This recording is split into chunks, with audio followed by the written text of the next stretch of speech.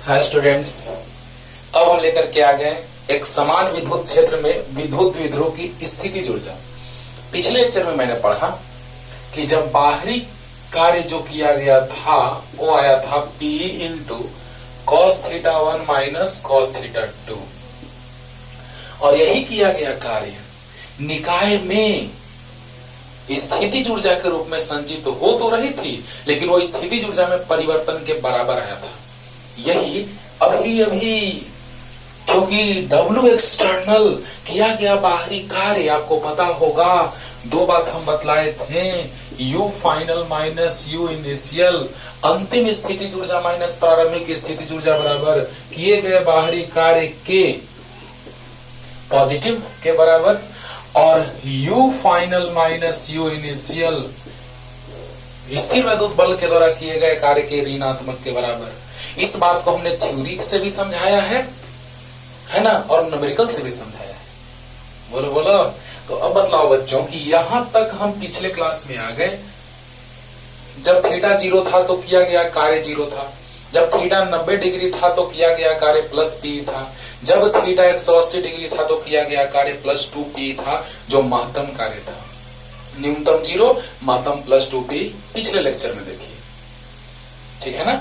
लेकिन अब हम लोग बात करने जा रहे हैं कि एक समान विद्युत क्षेत्र में विद्युत द्विध्रुव की स्थितिज ऊर्जा, मिटा दे बस ये सही लिखे समझाने के लिए। तो आइए बच्चों, स्थितिज ऊर्जा का बात करने जा रहे हैं हम। एक समान विद्युत क्षेत्र में विद्युत द्विध्रुव की स्थितिज ऊर्जा।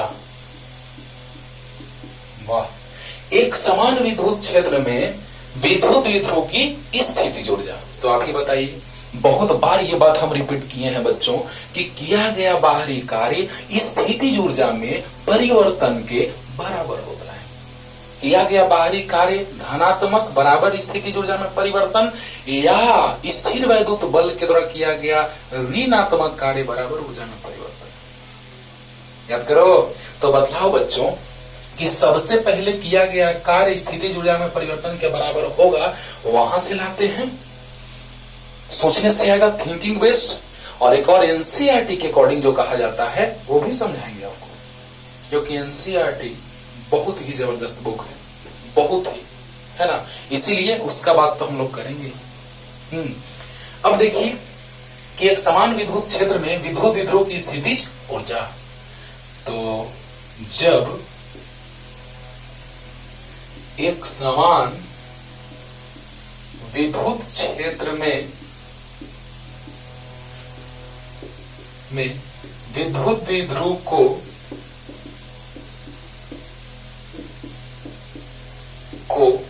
घुमाया जाता है या विक्षेपित किया जाता है, घुमाया जाता है, तो इस दौरान किया गया बाहरी कार्य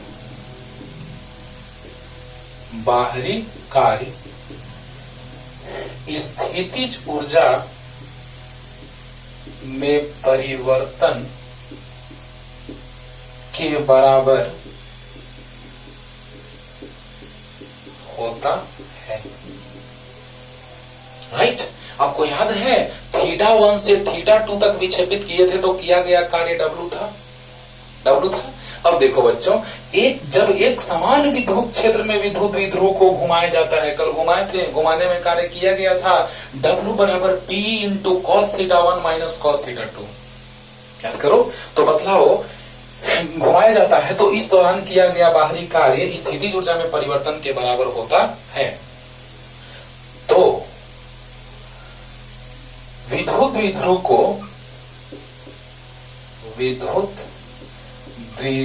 को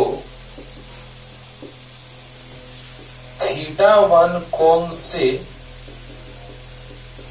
थीटा 2 कोण तक घुमाने में या विक्षेपित करने में, घुमाने में किया गया कार्य W, जबकि इन कोनों पर स्थितिज ऊर्जाएं या स्थितिज ऊर्जा क्रमशः U1 तथा U2, U1 को U इनिशियल मान लेते हैं प्रारंभिक, और U2 को U फाइनल है। वाह वाह, मजा आएगा, समझो ध्यान से बच्चों, एकदम मजा आने वाला है। वाह, एकदम कॉन्सेप्ट 100% क्लियर होने जा रहा है कि जब एक समान विद्युत क्षेत्र में विद्युत विध्रुव को घुमाया जा रहा था या विक्षेपित किया जा रहा था, तो इस दौरान किया गया कार्य हम किए थे, बाहरी कार्य किया गया था। विद्युत विध्रुव को विद्युत क्षेत्र तो अपने ही से घुमा ही रहा था घड़ी के सुई के दिशा में पिछले लेक्चर में, लेकिन हम उसको घड़ी के सुई के विपरीत दिशा में घुमा रहे थे, तो हम कार्य कर रहे थे। और वो कितना, W बराबर P into cos theta 1 minus cos theta 2। तो बताइए, किया गया कार्य स्थितिज ऊर्जा में परिवर्तन के बराबर होगा, यानी अंतिम ऊर्जा माइनस प्रारंभिक ऊर्जा। तो हम जानते हैं कि पिछले लेक्चर से बाबू हम जानते हैं कि क्या, बोलिए, W बराबर PE into cos theta 1 minus cos theta 2। इसके ऊपर लाइन लिखे थे माइनस वाला, अभी लिख देते हैं, उसी के बारे में बोले थे कि कल यूज करेंगे अगले लेक्चर में। चलिए हम एक लाइन बढ़ा देंगे, ये तो आप सब लोग को याद रहता है, W बराबर P into cos theta 1 minus cos theta 2। लेकिन ये कार्य कौन सा है, बाहरी कार्य है। ये जो हम कार्य लिख रहे हैं, कल बार बार बोले हैं, किया गया बाहरी कार्य, यहाँ भी लिखा गया होगा शायद। एक समान विद्युत क्षेत्र में विद्युत विध्रुव को घुमाया जाता है, तो इस दौरान किया गया बाहरी कार्य। देखिए, तो बाहरी कार्य का हम कल बात कर रहे थे। विद्युत क्षेत्र तो उसको घड़ी के सुई के दिशा में घुमा रहा था, लेकिन हम उसको घड़ी के सुई के विपरीत दिशा में घुमा रहे थे, यानी बाहरी कार्य। बहुत बार रिपीट किए कल, बहुत बार देखिएगा। तो ये जो है कार्य, वो बाहरी कार्य है। इसको हम ऐसे भी लिख सकते हैं, W एक्सटर्नल। अब बताइए कि इसको हम ऐसे लिख दें, माइनस कॉमन लेके लिख रहे हैं बच्चों। क्यों ऐसा लिख रहे हैं भी पता चलेगा।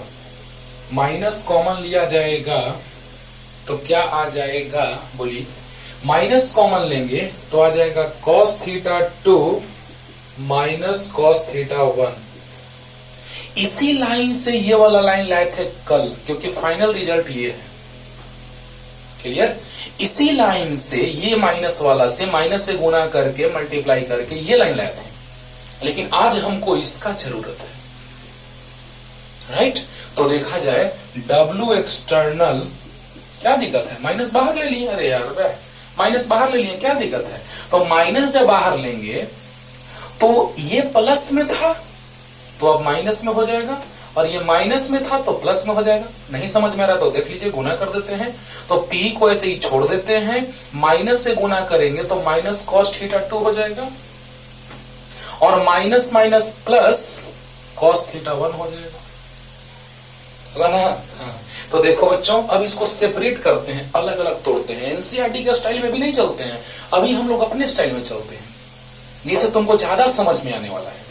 एनसीईआरटी वाले कॉन्सेप्ट में तुमको ज्यादा सोचना पड़ेगा, उसको भी हम समझाएंगे। एनसीईआरटी वाले में इससे ज्यादा सोचना पड़ेगा, जो हम तुमको भी समझाने जा रहे हैं, लेकिन उससे आसान तरीका हम तुमको बतलाने जा रहे हैं। राइट।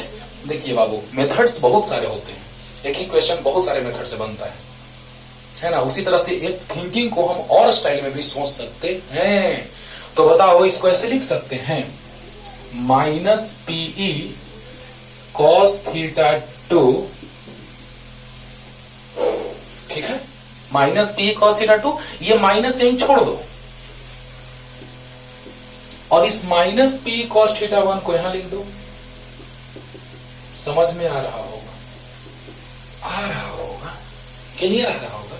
W एक्सटर्नल, पहला नंबर हम क्या किए, ये तो सबको पता है, ये हम पिछले लेक्चर में बता चुके हैं कि जब विद्युत विध्रुव को विक्षेपित कर रहे थे तो किया गया कार्य आया था W बराबर P into cos theta 1 minus cos theta 2।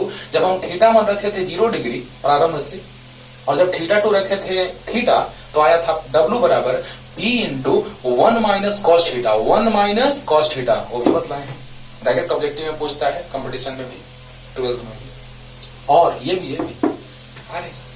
अब बतलाइए W जो आया था वो बाहरी कार्य आया था, क्योंकि विद्युत क्षेत्र इसको घुमा रहा है घड़ी के सुई के दिशा में, लेकिन हम उसको घुमा रहे हैं घड़ी के सुई के विपरीत दिशा में। तो W बराबर P into cos theta 1 minus cos theta 2। तो W एक्सटर्नल, क्योंकि ये कार्य जो था वो हम लोग किए थे, बाहर से कार्य किया गया था, तो बाहरी कार्य माइनस कॉमन लिए। क्यों, अभी पता चलेगा आगे। तो जैसे ही माइनस बाहर लेंगे बच्चों, क्या स्थिति बनेगा, माइनस बाहर लिया जाएगा तो ये प्लस में आ जाएगा, और ये माइनस में, क्योंकि माइनस प्लस माइनस और माइनस माइनस प्लस। यहां तक समझ में आ गया होगा। अब देखिए अगला लाइन, समझिएगा ध्यान से।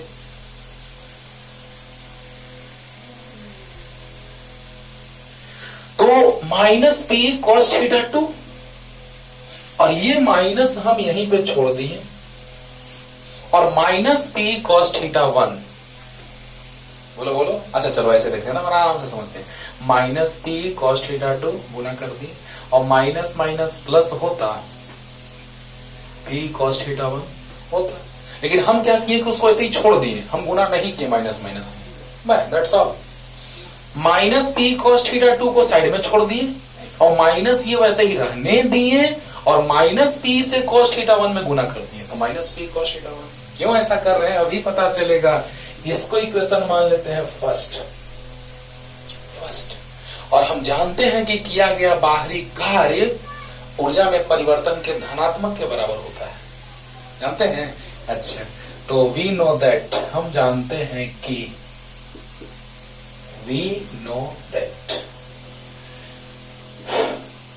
U final minus U initial बराबर प्लस W एक्सटर्नल, जानते हैं जी। अरे बहुत बार बताए, जाके देखो पीछे लेक्चर, न्यूमेरिकल देखो, थ्योरी देखो, सब क्लियर हो जाएगा। अच्छे से अगर लाइन बाय लाइन पढ़ रहे हैं आप तो मजा आएगा। क्लियर? तो बताइए, U final minus U initial बाहरी कार्य के धनात्मक के बराबर को हम लिख सकते हैं, प्लस तो छुपा रहता है, W एक्सटर्नल बराबर U final minus U initial, equation 2, समीकरण 2। अब बताओ बच्चों, यहां से तो अच्छे से हम आपको समझा दिए। यहां हम जानते हैं कि अंतिम ऊर्जा माइनस अंतिम स्थितिज ऊर्जा माइनस प्रारंभिक स्थितिज ऊर्जा बराबर प्लस बाहरी कार्य प्लस में, बहुत बार समझाए हैं। तो U final minus U initial बराबर बाहरी कार्य W एक्सटर्नल आ गया। तो बताइए LHS बराबर, तो RHS में तुलना करेंगे अगर हम, तो बताइए क्या हो जाएगा। U फाइनल के जगह ये फाइनल मतलब U2, देखिए फाइनल मतलब U2 और इनिशियल मतलब U1 बाद में लिखेंगे। पहले ये बताइए कि U फाइनल के जगह U2 लिख सकते हैं। चलिए लाइन और बढ़ाते हैं, पहले इतना लिखिए जल्दी से, एकदम क्लियर हो गया होगा बच्चों कि कल हम ये एक्सप्रेशन लाए हैं, किया गया कार्य P into cos theta 1 minus cos theta 2, तो यस सर, उसी को हमने सेट किया यहां तक, यस सर। और U final minus U initial किया गया बाहरी कार्य, तो W एक्सटर्नल बराबर U final minus U initial आया। अब देखिए जल्दी लिखिए। तो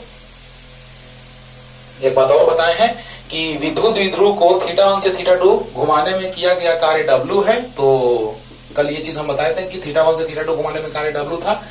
तो थीटा 1 देखिए, तो जबकि इन कोनों पर स्थिति ऊर्जा क्रमशः U1 तथा U2 है, मतलब थीटा 1 पर स्थिति ऊर्जा U1 और थीटा 2 कोण पर स्थिति ऊर्जा U2 है। इन कोनों पर क्रमशः, मतलब थीटा 1 पे U1 और थीटा 2 पे U2। जल्दी हो गया।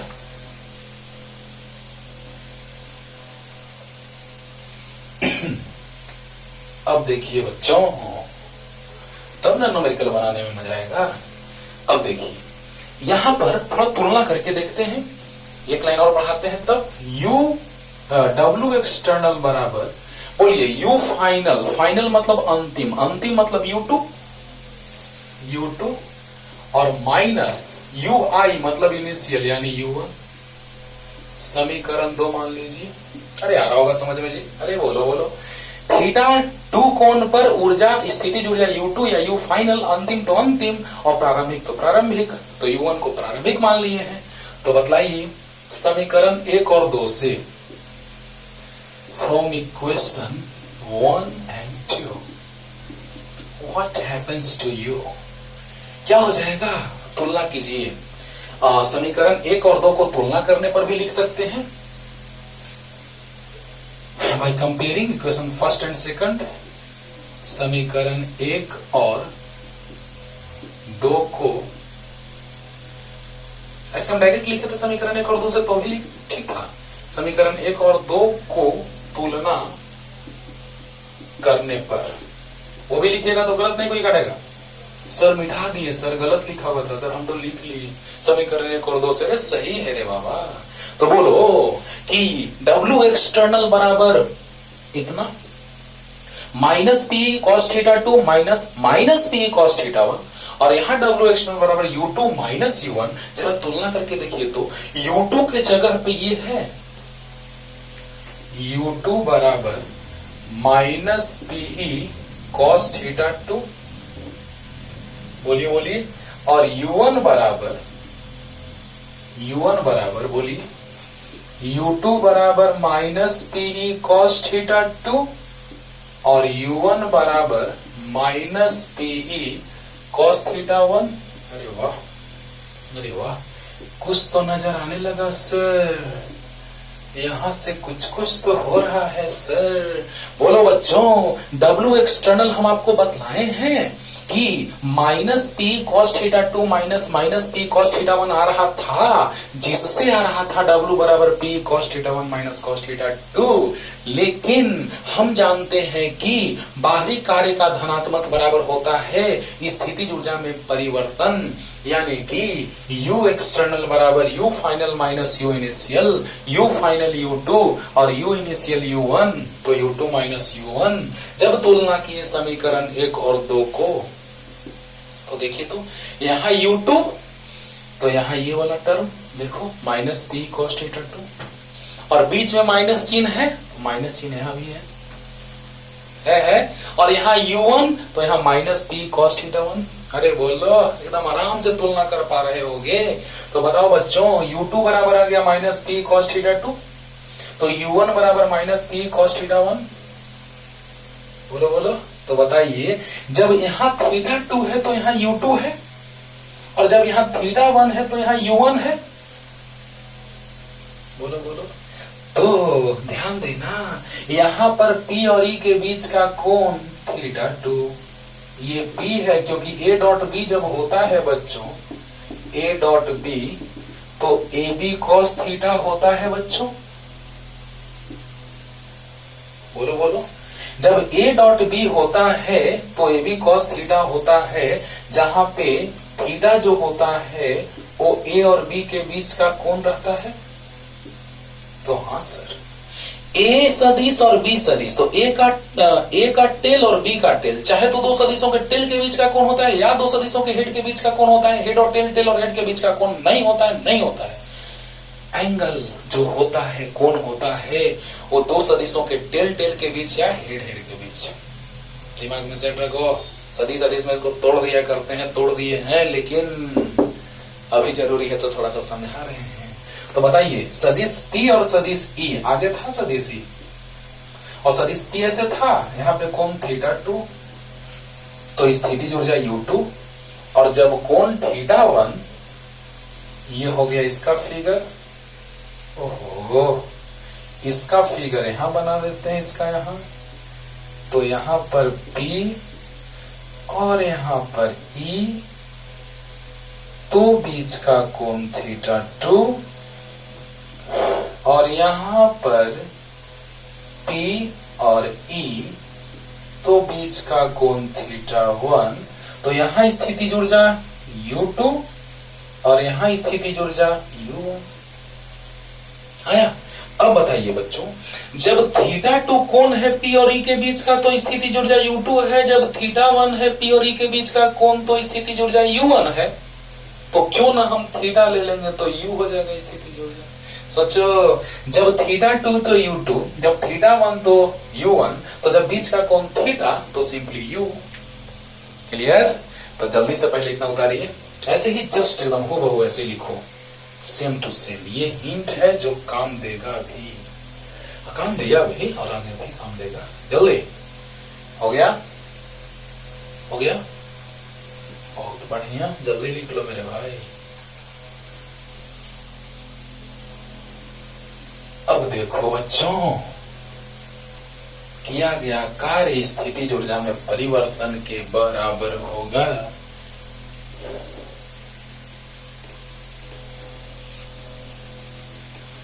अब देखो क्या होगा, अब क्या होगा अंजाम खुदा जाने, है ना। तो देखा जाए नेक्स्ट।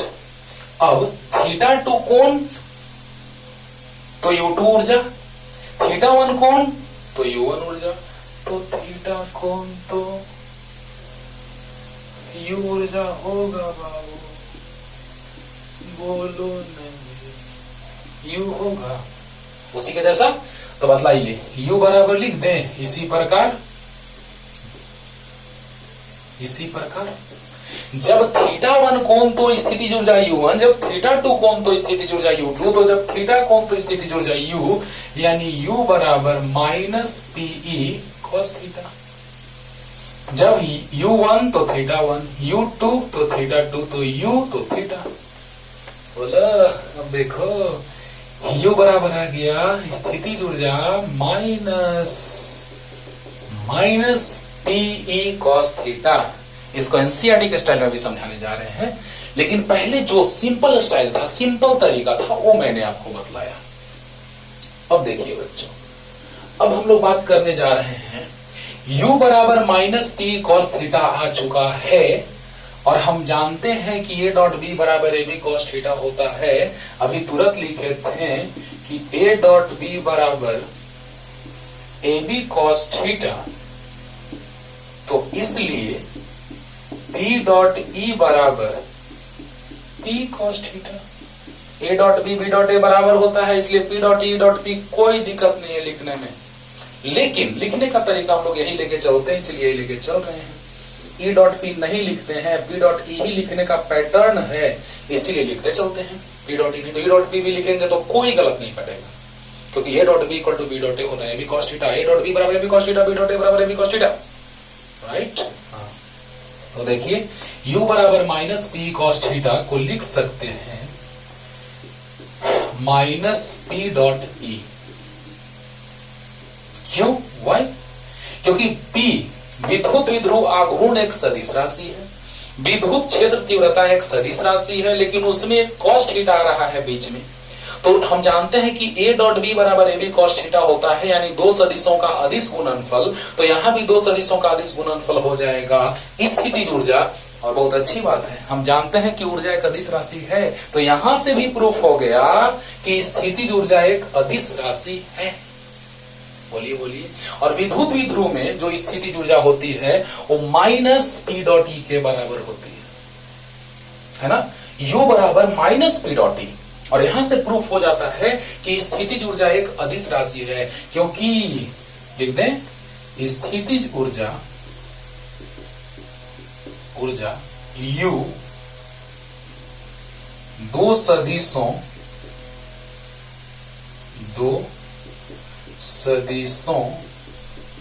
P सदिश तथा E सदिश के अदिश गुणनफल के बराबर, गुणनफल के ऋणात्मक के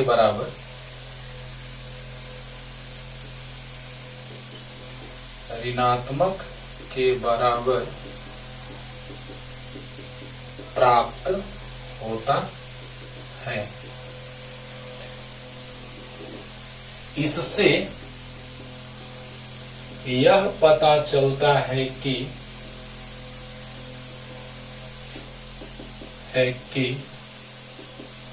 स्थितिज ऊर्जा एक अदिश राशि है। पहले से भी हम जान गए थे कि ऊर्जा, स्थितिज ऊर्जा, गतिज ऊर्जा, ये सारे जो होते थे वो अदिश राशियां होते थे, लेकिन यहां से भी पता चल गया कि दो सदिशों का माइनस प्लस से कोई मतलब नहीं है, बस ऋणात्मक के बराबर होता है जो है वो हम लिख दिए कि स्थिति जुड़ जाए, दो सदिशों पी सदिश तथा ई सदिश के अदिश गुणनफल के ऋणात्मक के बराबर प्राप्त होता है। मतलब प्राप्त होता है ऋणात्मक के बराबर, लेकिन हमको माइनस प्लस से मतलब नहीं है। अभी हमको बस अदिश सदिश में दिखाने में माइनस प्लस से मतलब नहीं होता है रे भाई, है ना। लेकिन दो सदिशों का अदिश गुणनफल अदिश राशि होता है, इसे पता चला कि स्थिति जुड़ जाए एक अदिश राशि है, यहां से भी पता चल गया। क्लियर? तो एक और तरह से बताते हैं आपको, और तब 3 केस लेके चलते हैं, और वो केस इतना इंपॉर्टेंट है बच्चों, इतना ज्यादा कि एक से एक स्टैंडर्ड क्वेश्चन इस पर पूछे जाते हैं, है ना। तो आते हैं, पहले एक और मेथड बता करके जल्दी से लिखिए, इतना जल्दी हो गया।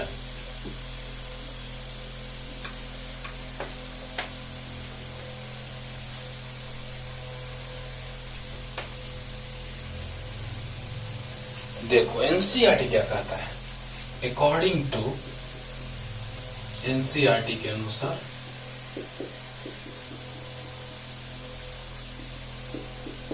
अकॉर्डिंग टू एनसीईआरटी देखिएगा, W ये बाहरी कार्य है बच्चों। अभी देखिए तो इतना लाए थे हम, cos theta 2 minus cos theta 1, cos theta 2 minus cos theta 1। अब देखिए एनसीईआरटी इसको क्या करता है कि जब थीटा 1 को 0 मान लोगे, वही आने जा रहा है फॉर्मूला, किया गया कार्य स्थिति ऊर्जा में परिवर्तित हो जाएगा। तो एनसीईआरटी क्या करता है कि थीटा 1 को, जो हम बताए हैं एकदम सिंपल वे में, ऊर्जा में परिवर्तन आराम से आ गया है, लेकिन एनसीईआरटी के अकॉर्डिंग भी आपको समझा रहे हैं, क्योंकि कोई भी क्वेश्चन बनाने का तरीका बहुत सारा हो सकता है, उसी तरह से किसी थ्योरी को भी सोचने का बहुत सारा तरीका हो सकता है ना। तो उसी अनुसार अब बताने जा रहे हैं आपको कि एनसीईआरटी क्या कहता है कि थीटा 1 को 90 डिग्री ले लो, मान लिया गया, मान लिया, देखिएगा बुक पलट के लिख दिया, मान लिया गया कि थीटा 1 को हम 90 डिग्री मान लिए, और थीटा 2 को थीटा मान लिए,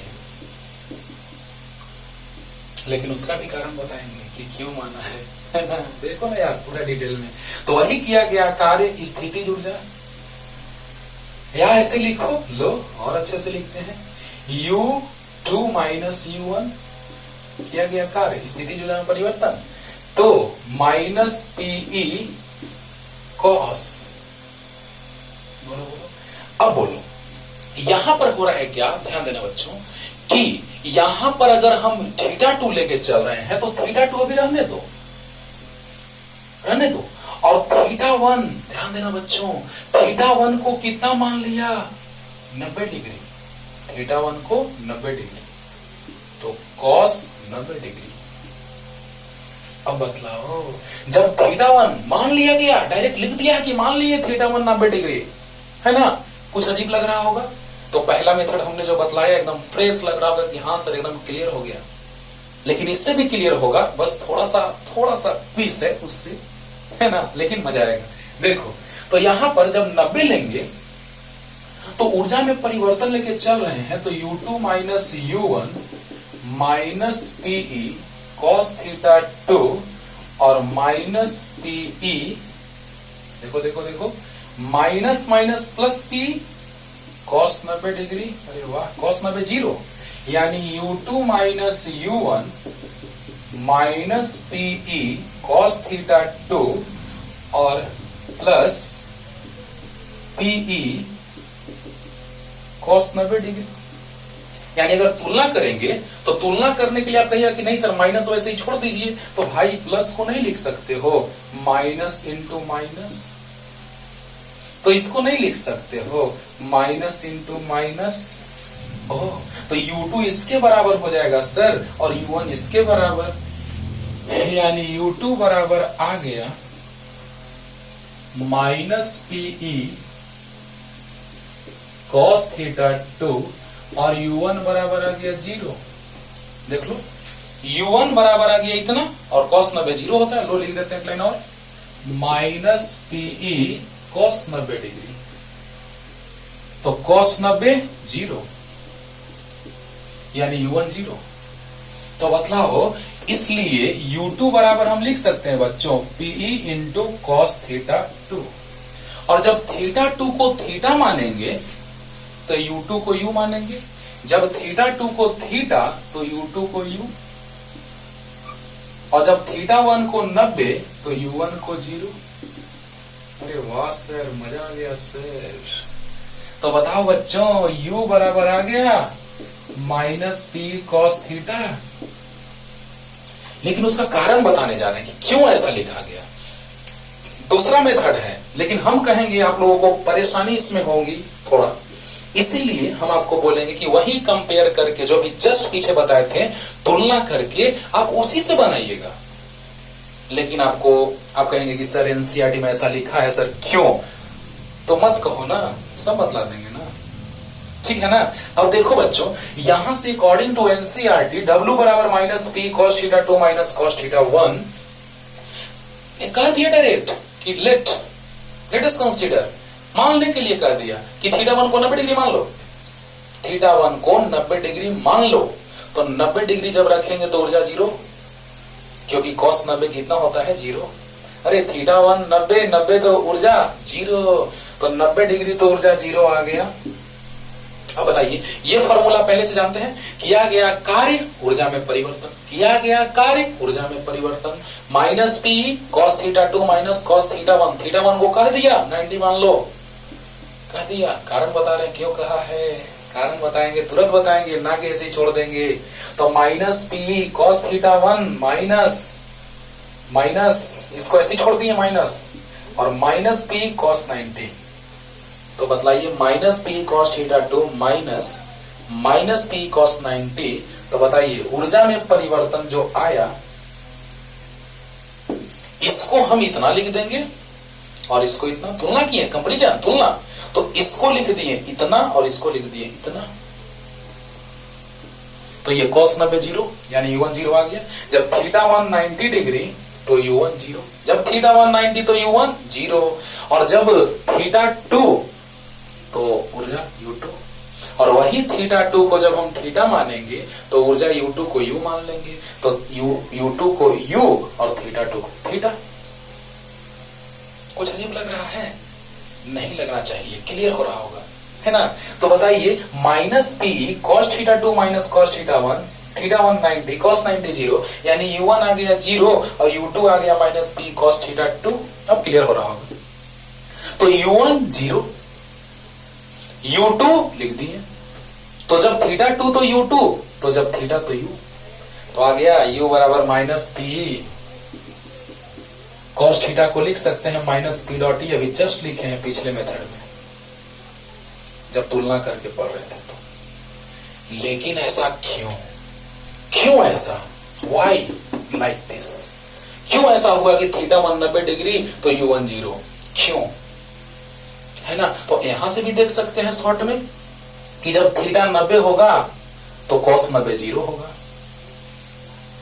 लेकिन थोड़ा अच्छे स्टाइल में बता रहे हैं आपको, तुलना करके बाबू, बहुत जबरदस्त स्टाइल में बताने जा रहे हैं आपको, ध्यान दीजिएगा। ऐसे तो आप शॉर्ट में सोच सकते हैं कि सर थीटा आ गया 90 डिग्री तो ऊर्जा आ गया 0, अच्छी बात है, लेकिन और अच्छे से तो इतना उतार लीजिए, अकॉर्डिंग टू एनसीईआरटी लिख दिए हैं। लेकिन u2 - u1 जो हम पिछले फॉर्मेट बताए हैं एग्जाम में, उसी से बनाइएगा, उसी से लिखिएगा, ठीक ना। ये जंक्शन लेकर के बनाया है कि थीटा 90 तो ऊर्जा 0, कार्य नहीं करना पड़ेगा 90 डिग्री पे लाने में। अरे वाह, अजीब बात है, अजीब बात है। तो बाह्य विद्युत क्षेत्र में जब दो आवेशों को लाते थे तो क्या सिचुएशन बनता था, वहां से सीखने जा रहे हैं कि वहां पे जो ऊर्जा आएगा वो 90 डिग्री पे 0 आएगा, तो कैसे, अभी बतलाने जा रहे हैं। तो देखिएगा, 90 डिग्री पे ऊर्जा 0, ये बात एकदम दिमाग में सेट कर लो, एनसीईआरटी ने इसको माना है। लेकिन हम इसीलिए पहले जो आसान मेथड था वो बतला दिए, प्लीज इस बात पे ध्यान दीजिएगा बच्चों। पहला जो आसान मेथड था उसे हम तुलना करके बता दिए। इसमें बच्चे बकाने लगते हैं, सर 90 क्यों माने सर, ऊर्जा 0 आ गया सर, क्यों ऐसा किए सर। इसीलिए जो आसान मेथड है वो पहले, राइट। हाँ, तो जल्दी से लिख लीजिए इतना और आते हैं क्यों 0, क्यों 90 पे 0। वाह क्या बात है सर, वो भी बता दीजिएगा सर। अरे क्यों नहीं बताएंगे, एकदम बताएंगे, हर एक बात जो आएगा यूज में सब बतलाने जा रहे हैं, राइट।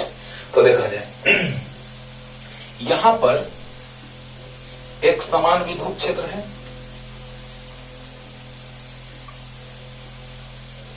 ठीक है। तो बताइए हम इतना ही पे न ला रहे थे, यहीं पे न ऊर्जा जीरो का बात हो रहा है। यहां पे प्लस क्यू और यहां पे माइनस क्यू, 90 डिग्री पे विद्युत क्षेत्र के साथ कितना कोण, 90 डिग्री। बोलिए बोलिए। तो ऊर्जा का बात किया जा रहा है बच्चों। तो बताइए कि जब विद्युत क्षेत्र रेखाएं ऐसे होती थी, जब विद्युत क्षेत्र रेखाएं ऐसे होती थी, एक समान विद्युत क्षेत्र रेखाएं, तो याद कीजिए आपको हम समविभवी तल पढ़ाए हैं, समविभवी तल। देखिए कहां से कॉन्सेप्ट उठ करके कहां आ गया, तब न सीखोगे बच्चों। तो इसके हर एक बिंदु पर विभव समान होता था, क्योंकि विद्युत क्षेत्र की दिशा में विभव का मान घटता जाता था। याद करो, विद्युत क्षेत्र की दिशा में विद्युत विभव का मान घटता जाता था। लेकिन यहां पर जब हम लोग देख रहे हैं कि ये घटेगा, ऐसे ऐसे ऐसे घटता जाएगा, लेकिन इस तल पर ये तो समविभवी तल है, क्योंकि हम जानते हैं कि अगर विद्युत क्षेत्र रेखा एक्स में हो तो समविभवी तल वाईजेड तल के समानांतर होगा। जब विद्युत क्षेत्र रेखा एक्स अक्ष की दिशा में हो, जब समविभवी तल पढ़ाए हैं, उसका गुण भी बताए हैं, उसमें जाकर देखो। तो विद्युत क्षेत्र रेखाएं अगर एक्स अक्ष की दिशा में होंगी तो समविभवी तल वाईजेड तल के समानांतर होगा कि नहीं होगा? होगा। तो अब बतलाओ बच्चों, जब समविभवी तल वाईजेड तल के समानांतर होगा तो उस तल के प्रत्येक बिंदुओं पर विभव बराबर होगा, बराबर होगा। तो बताइए कि यहां पर विभव भी और यहां पर भी विभव भी, बोलिए बोलिए। तो बताइए कि ये प्लस मान लीजिए कि यहां नहीं है, माइनस भी नहीं है, घुमा के लाना है।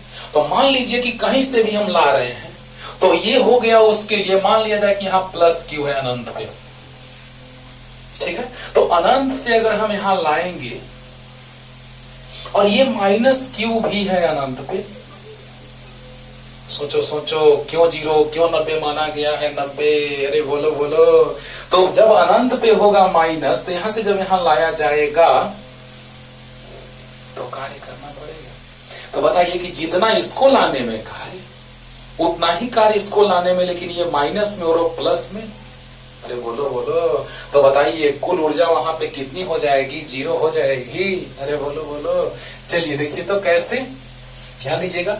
यहां पर याद है ना कि कार्य जो होता था वही ऊर्जा के रूप में, कार्य ऊर्जा के रूप में, यानी बताइए U बराबर वही कार्य ऊर्जा के रूप में, तो U बराबर W।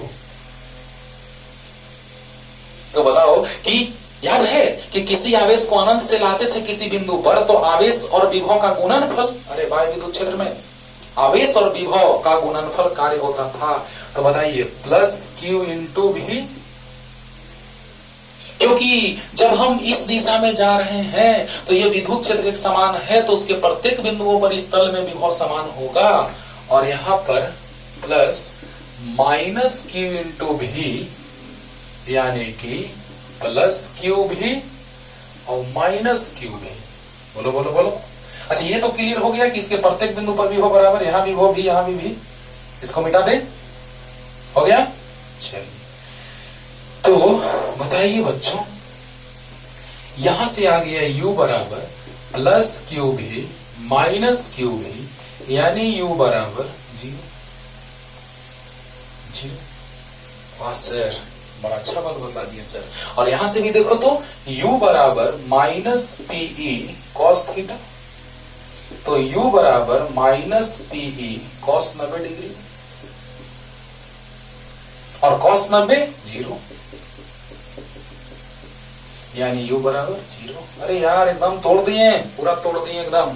ध्यान से समझो कि अगर किसी आवेश को, चलिए हमको विद्युत विध्रुव को ऐसे ही ना ले जाना है, इसी स्थिति में ना, यहाँ पे प्लस क्यू आ चुका है, यहाँ पे माइनस क्यू आ चुका है। और आप याद कीजिए तो बाह्य विद्युत क्षेत्र में जब हम पढ़ते थे, किसी आवेश को लाते थे, तो आवेश गुना उस बिंदु पर विभव का गुणनफल कार्य होता था, और आवेश गुना उस बिंदु पर विभव कार्य होता था। याद करो। तो जल्दी से बताओ बच्चों कि जैसे ही हम किसी आवेश को अनंत से ला रहे हैं बाह्य विद्युत क्षेत्र में, अरे बोलो बोलो, जब किसी आवेश को अनंत से ला रहे हैं बाह्य विद्युत क्षेत्र में, तो यहाँ प्लस क्यू को यहां से यहां लाएंगे और यहां से अनंत से इसको यहां लाएंगे, तो किया गया कार्य, कारण बता रहे हैं, बुक में लिख दिया है, डायरेक्ट देखिएगा जा करके, लेकिन उसका कारण क्या है पूरा निचोड़, बोलो बोलो। तो बताओ बच्चों कि प्लस क्यू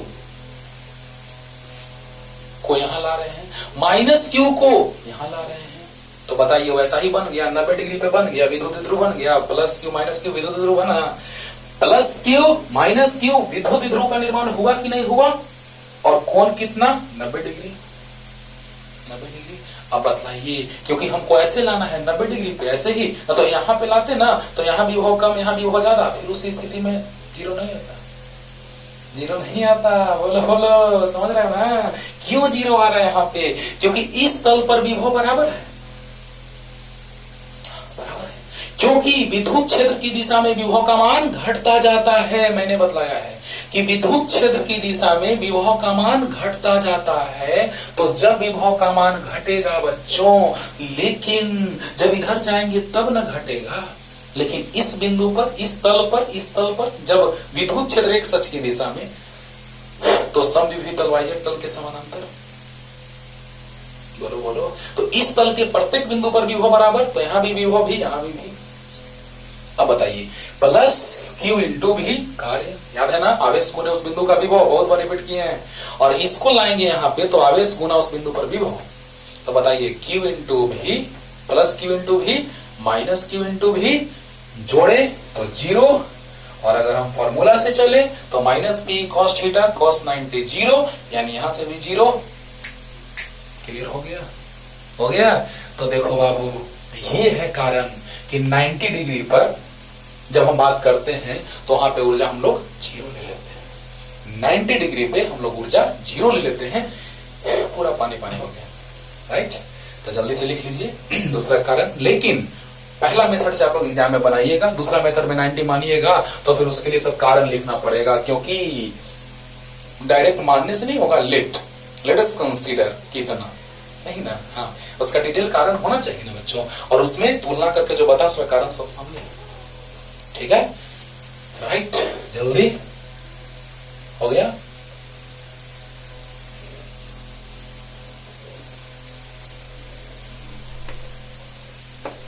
अब देखिए तीन स्थिति भी बहुत काम का है, क्वेश्चन अगले क्लास में बनाने में बहुत काम देगा। तो केस नंबर 1, वही स्थिति नंबर 1, यदि थीटा बराबर 0 डिग्री हो तो निकाय की स्थितिज ऊर्जा न्यूनतम होती है, न्यूनतम होती है। अरे वाह, काम देगा। स्थितिज ऊर्जा न्यूनतम जब थीटा 0, तो क्योंकि क्वेश्चन आता है कि अस्थायी संतुलन, यहीं पे कॉन्सेप्ट बनेगा, अस्थायी संतुलन और अस्थायी संतुलन, ठीक है ना। देखो बच्चों, पहला केस और तीसरा केस मार्वेलस, और ये जैसे ही बताएंगे उसका अगले लेक्चर में जो क्वेश्चन चलेगा वो भी बड़ा इंटरेस्टिंग लगेगा, ठीक है ना। तो देखा जाए, यदि थीटा बराबर 0 डिग्री हो तो निकाय की स्थितिज ऊर्जा न्यूनतम होती है। देखिए तो U बराबर फॉर्मूला होता है माइनस पी कॉस थीटा, तो U बराबर माइनस पीई कॉस 0 डिग्री।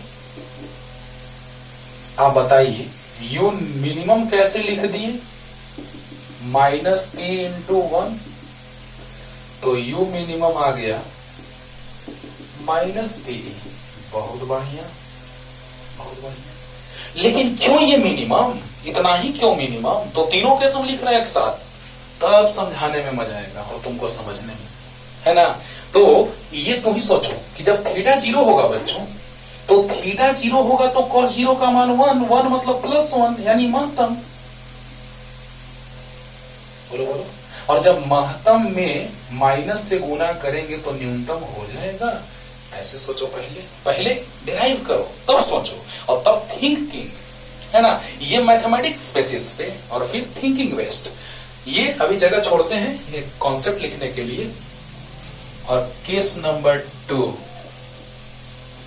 यदि थीटा बराबर 90 डिग्री हो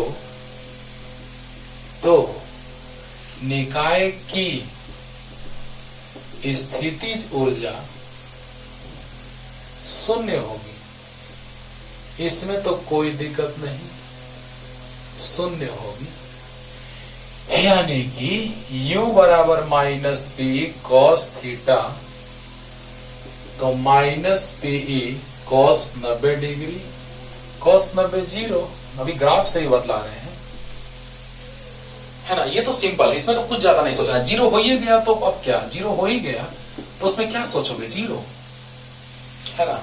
बहुत कोई गड्ढे में गिरा है तो, कोई पहाड़ पे चढ़ के कह रहा है मैं कूद करके जान दे दूंगा तो, एक गड्ढे में गिर करके बका रहा है हमको निकालो निकालो तो, लेकिन एक जमीन के सतह पे धरातल पे है, नो टेंशन।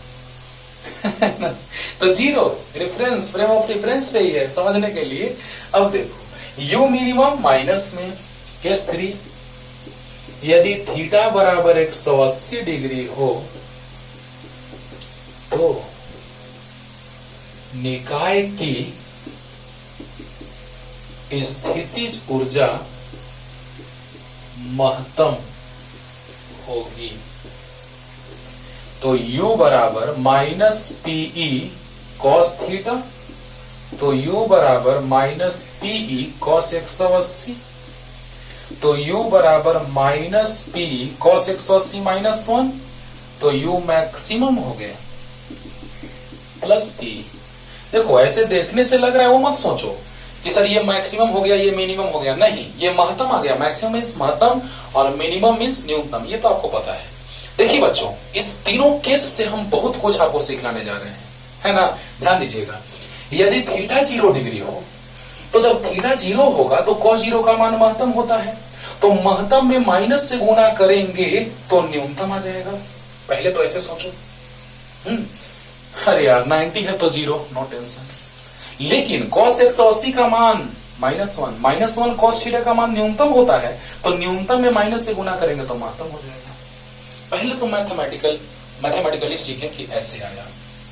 अब बताइए, अब हम यहाँ पे बात करने जा रहे हैं अस्थाई संतुलन और अस्थाई संतुलन।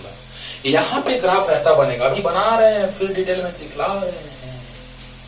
देखो बच्चों ध्यान देना कि यहाँ पर ऊर्जा न्यूनतम है, cos थीटा का ग्राफ खींचेंगे, लेकिन पहले और यही आएगा अभी लास्ट में क्लियर करेंगे। तो ये है माइनस पीई, कब, जब थीटा और ऊर्जा के बीच ग्राफ खींच रहे हैं तो यहाँ पे थीटा कितना डिग्री, 0 डिग्री, राइट।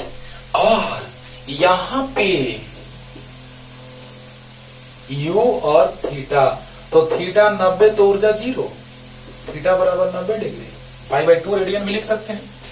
लेकिन 180 पे समझाना है भी, बस जनरली स्केच करें ग्राफ, और ऐसा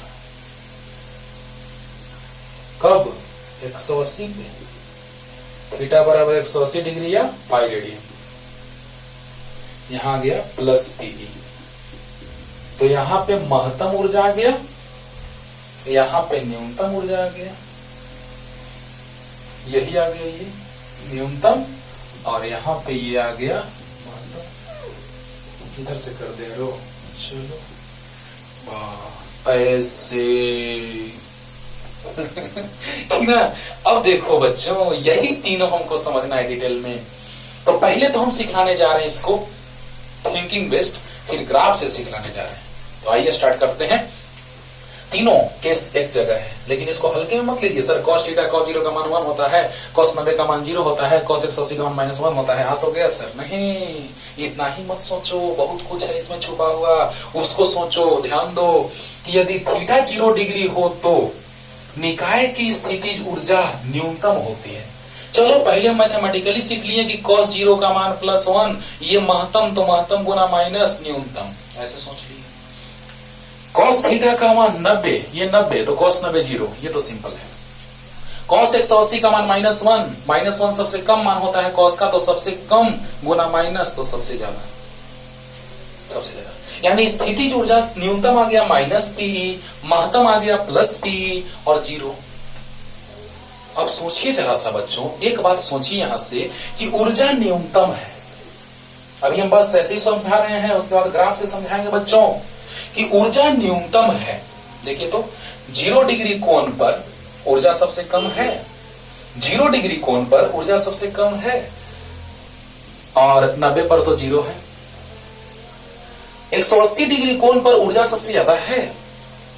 मतलब क्या आप सोच रहे हैं कि जब ऊर्जा सबसे कम, दादाजी और छोटा बच्चा का हम एग्जाम्पल लेते हैं, है ना, दादाजी बैठे हुए कहीं पे, दादाजी चलिए थोड़ा घूम के आते हैं, नहीं बाबू अब क्या बुढ़ारी में घूमे, है ना। दादाजी को थोड़ा दूर ले जाने का भी कोशिश किए तो फिर से वहीं आके बैठ गए, ना बाबू अब ना जो अब हालत खराब हो।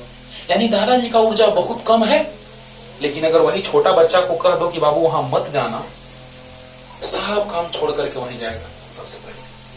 मतलब क्या कि उसका ऊर्जा महत्तम।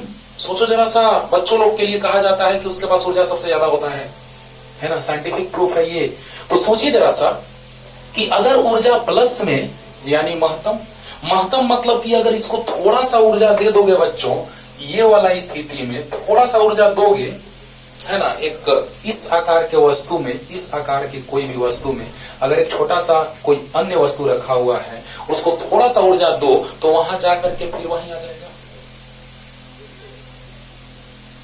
लेकिन अगर इसको थोड़ा सा ऊर्जा दे दो तो नीचे फेंका जाएगा, बेचारा रसातल में चला जाएगा, कहां जाएगा पता भी नहीं। सोचो सोचो।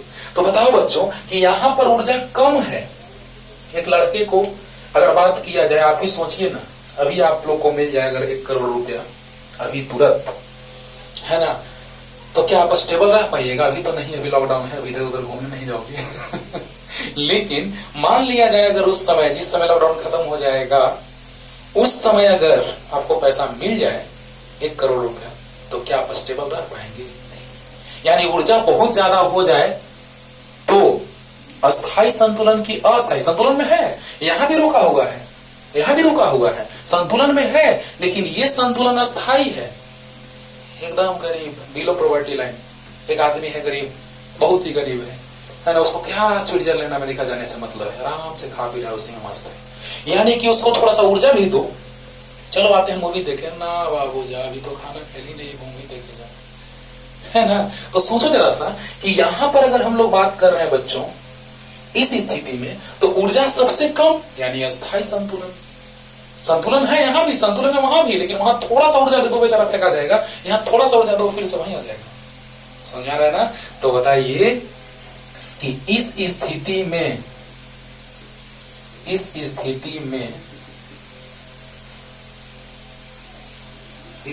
में निकाय अस्थाई संतुलन, अस्थाई संतुलन की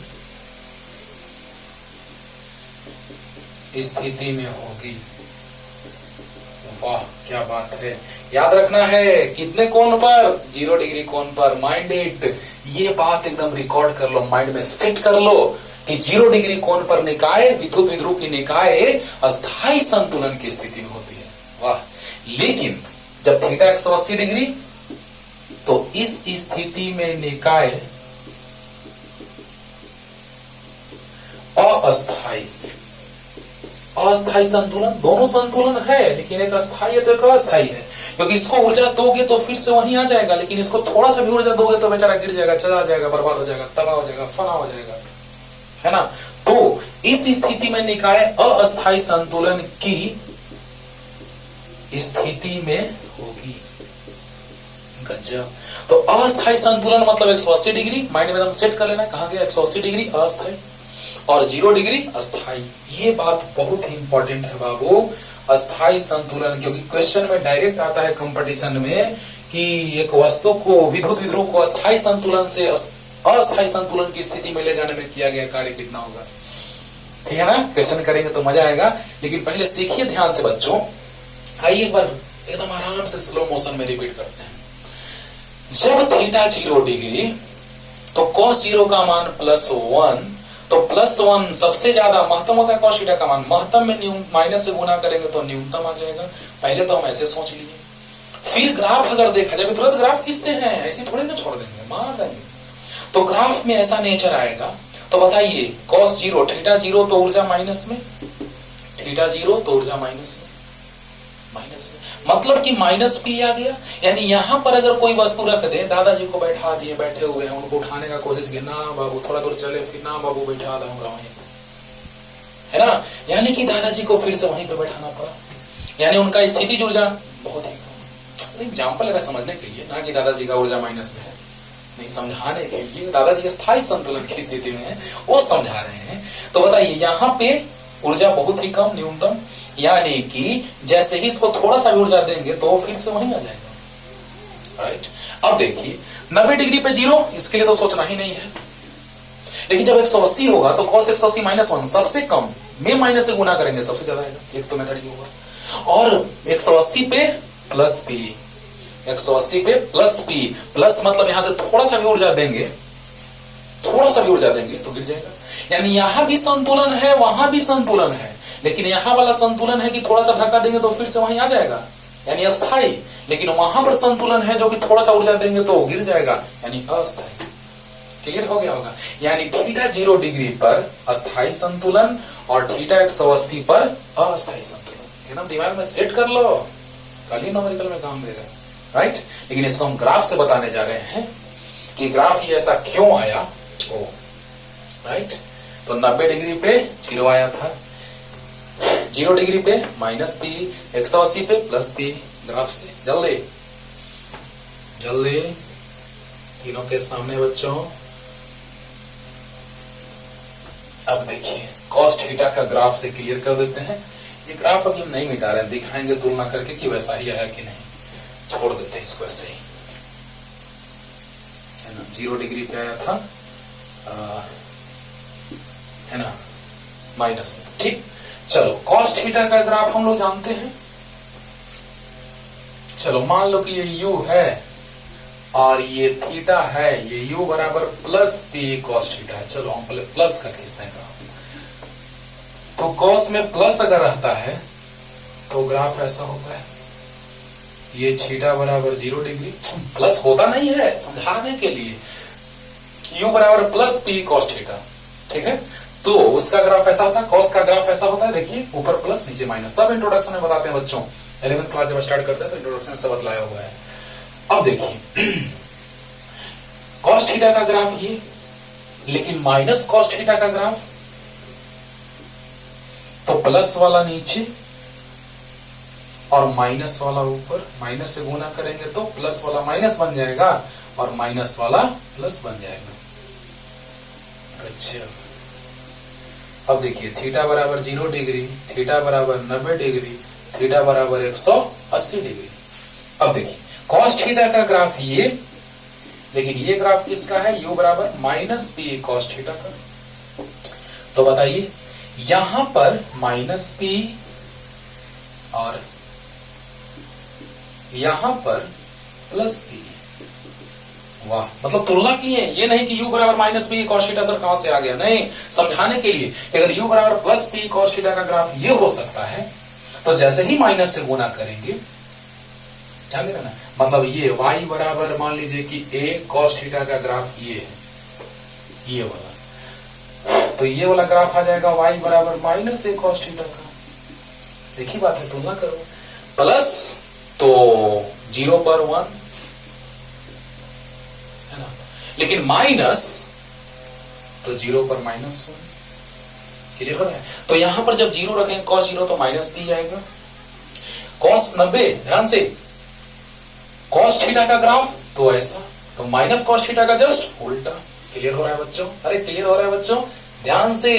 अब देखिए यहां पर ध्यान दीजिएगा कि जैसे ही हम लोग बात किए माइनस cos थीटा का, तो यहां पर जब 0 डिग्री रखे कोण तो -p आया, और जब 90 डिग्री रखे तो 0 आया। देखिए देखिए 0 तो cos 0 1 यानी -p, cos 90 0 0, और cos 180 तो +p, cos 180 -1 माइनस प्लस। तो बताइए ये ग्राफ देखिए तो यही काटा हुआ है, ये भाग यहाँ है, ये 0 cos 90 पर 0 आया था यहाँ है, और ये वाला भाग यहाँ है। क्लियर हुआ? ये वाला भाग यहाँ है, ये वाला 0 यहाँ है cos 90 पे 0, और ये वाला भाग वहां है। तब तक ये पढ़ते रहिए। टाटा बाय बाय, अगले लेक्चर में